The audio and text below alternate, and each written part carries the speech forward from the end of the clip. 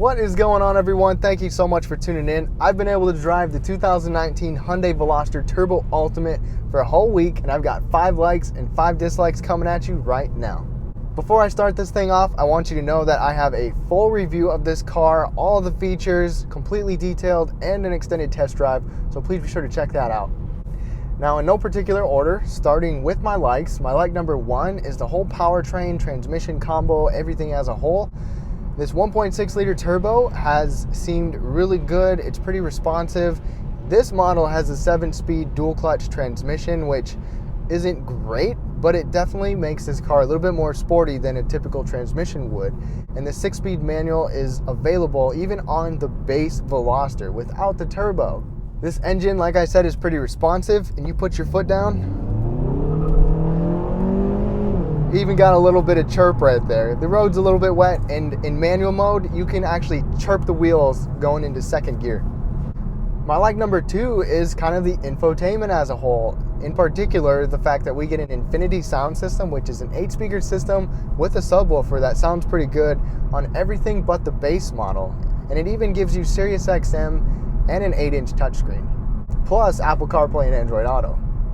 My like number 3 is the overall exhaust and engine sound. There's actually an engine enhancement option, so you can have the sound enhanced or off. Plus the exhaust on a car like this, you just never know what to expect on an engine this small, but Hyundai did a pretty good job of giving it some good little burble and some little growl.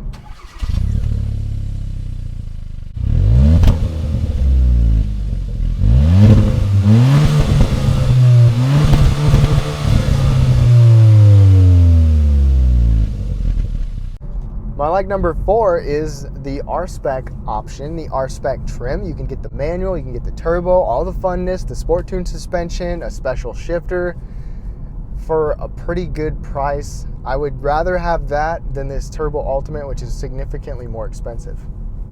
My like number 5 is the overall handling. Every single Veloster now has a multi-link rear suspension. We've got a sport tune suspension right here. The steering feel is pretty good. It's seriously like a little go-kart. Now it's time for my dislikes in no particular order. Dislike number 1 is that it's got kind of a rough ride. And I wouldn't necessarily call it a harsh ride, but you feel everything. And it's probably better on the non-turbo models. We've got a sport tune suspension in all the turbos, but you can hit some potholes and be okay. But as a daily driver, this just wasn't all that comfortable, considering that it's, and not even the Veloster N, the higher performance vehicle. My dislike number 2, and you can probably tell right now, I'm on a little bit of a louder road, is the road noise. The road noise is not good in here, especially when you get on a rougher textured road. It's quite loud actually, with or without the engine sound turned on or off. My dislike number 3, and this is absolutely my biggest dislike and biggest disappointment so far in my time with this car, is that I've heard multiple rattles.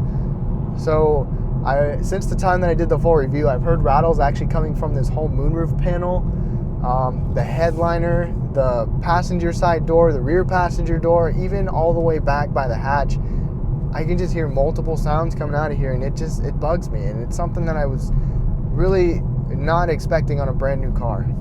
My dislike number 4 is the fact that there are no full power seats on any option. The only power you can get is on the top 2 turbos, and that's for lumbar support. The rest of them are just basic manual. The up and down, you got a pump action up and down, which is good, but even the passenger seat is just 4-way manual on any trim. And my dislike number 5, this is something really small that you probably won't even care about, but on the turbo models, the rear headrests are actually adjustable and removable, which can help if you're going to have the seats folded down or you got taller people back there. On the non-turbo model, they're not adjustable. That's it.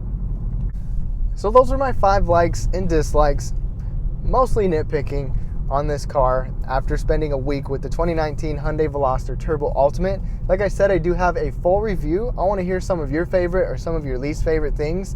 But I want to thank you guys so much for watching. Have a great day.